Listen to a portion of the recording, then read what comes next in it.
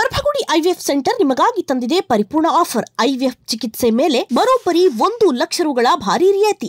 Offer ಪಡೆಯಲು 9449449448ಗೆ ಕಾಲ್ ಮಾಡಿ. BGS ಆಸ್ಪತ್ರೆಯಿಂದ ನಟ ದರ್ಶನ್ ಡಿಸ್ಚಾರ್ಜ್ ಆಗಿದ್ದಾರೆ. ಅಲ್ಲಿಂದ ನೇರವಾಗಿ ಹೊಸಕೆರೆಹಳ್ಳಿಯ ವಿಜಯಲಕ್ಷ್ಮಿ ಅವರ ಫ್ಲಾಟ್ಗೆ ತೆರಳುತ್ತಾರೆ. ಸುಮಾರು 3 ತಿಂಗಳ ಬಳಿಕ ದರ್ಶನ್ ಅವರಿಗೆ ರೆಗ್ಯುಲರ್ ಬೇಲ್ ಸಿಕ್ಕಿತ್ತು. ಅದಾದ ನಂತರ ಬಿಜಿಎಸ್ ಆಸ್ಪತ್ರೆಯಿಂದ ಈಗ ಡಿಸ್ಚಾರ್ಜ್ ಆಗ್ತಾ ಇರುವಂತಹ ದೃಶ್ಯಗಳನ್ನು ಕೂಡ ನೀವು ಗಮನಿಸ್ತಾ ಇದ್ದೀರಿ.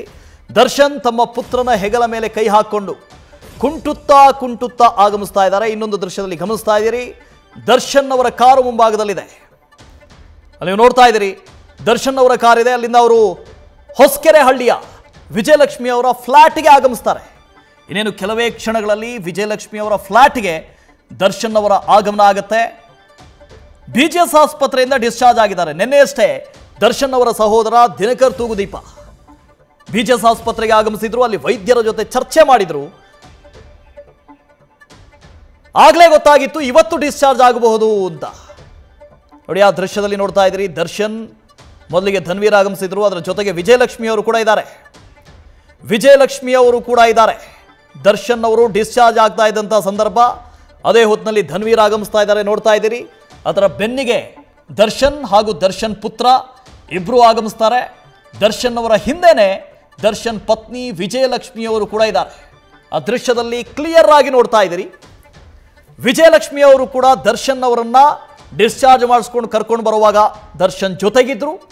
ಅಲ್ಲಿಂದ ನೇರವಾಗಿ ದರ್ಶನ್, ಧನ್ವೀರ್, ವಿಜಯಲಕ್ಷ್ಮಿ, ದರ್ಶನ್ ಅವರ ಪುತ್ರ ಇವರೆಲ್ಲರೂ ವಿಜಯಲಕ್ಷ್ಮಿ ಅವರ ಫ್ಲಾಟ್ಗೆ ಹೋಗುವಂಥದ್ದು ಇನ್ನೇನು ಕೆಲವೇ ಕ್ಷಣಗಳಲ್ಲಿ ರೀಚ್ ಆಗ್ತಾರೆ.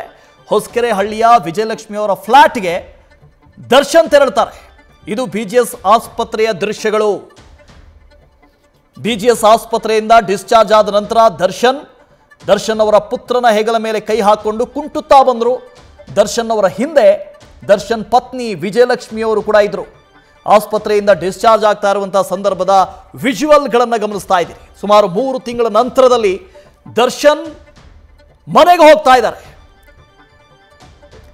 ಮಧ್ಯಂತರ ಜಾಮೀನು ಸಿಕ್ಕಿತ್ತು. ಬಳ್ಳಾರಿ ಜೈಲಿನಿಂದ ಬೆಂಗಳೂರಿಗೆ ಶಿಫ್ಟ್ ಆಗಿದ್ರು. ಬೆಂಗಳೂರಿನ ಬಿಜಿಎಸ್ ಆಸ್ಪತ್ರೆಯಲ್ಲಿ ಚಿಕಿತ್ಸೆ ಪಡಿತಾ ಇದ್ರು. ಅದಾದ ಬಳಿಕ ರೆಗ್ಯುಲರ್ ಬೇಲ್ ಸಿಕ್ತು. ರೆಗ್ಯುಲರ್ ಬೇಲ್ ಸಿಕ್ಕ ನಂತರ ಈಗ 3.5 ತಿಂಗಳ ನಂತರ ದರ್ಶನ್ ತಮ್ಮ ಮನೆಗೆ ಹೋಗ್ತಾ ಇದ್ದಾರೆ.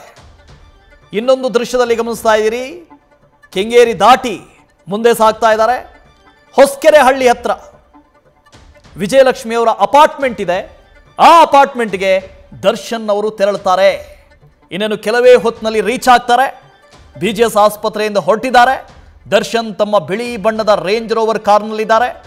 ದರ್ಶನ್ ಅವರ ಪತ್ನಿ ಜೊತೆಗೆ ದರ್ಶನ್ ಅವರ ಅತ್ಯಾಪ್ತರು ಎಲ್ಲರೂ ಅಲ್ಲಿದ್ದಾರೆ.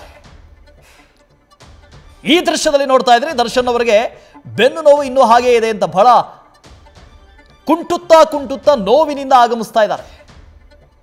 ತಮ್ಮ ಮಗನ ಹೆಗಲ ಮೇಲೆ ಕೈ ಹಾಕೊಂಡಿದ್ರು,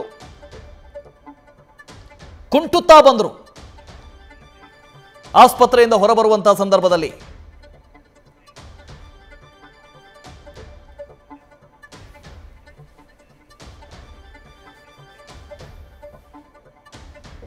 ಪ್ರೆಸ್ಟೀಜ್ನ ವಿಜಯಲಕ್ಷ್ಮಿ ಅವರ ಅಪಾರ್ಟ್ಮೆಂಟ್ನ ಮುಂಭಾಗದಿಂದ ನಮ್ಮ ಪ್ರತಿನಿಧಿ ಪ್ರಗತಿ ಇದ್ದಾರೆ. ಪ್ರಗತಿ, 3.5 ತಿಂಗಳ ನಂತರದಿಂದ ದರ್ಶನ್ ಬರ್ತಾ ಇದ್ದಾರೆ. ದರ್ಶನ್ ನೇರವಾಗಿ ವಿಜಯಲಕ್ಷ್ಮಿ ಅವರ ಅಪಾರ್ಟ್ಮೆಂಟ್ಗೆ, ಇದೇ ಫ್ಲಾಟ್ಗೆ ಬರ್ತಾರೆ ಅಂತ ಹೇಳಿ, ಅಲ್ಲಿ ಹೇಗಿದೆ ಅಂತ ವಾತಾವರಣ?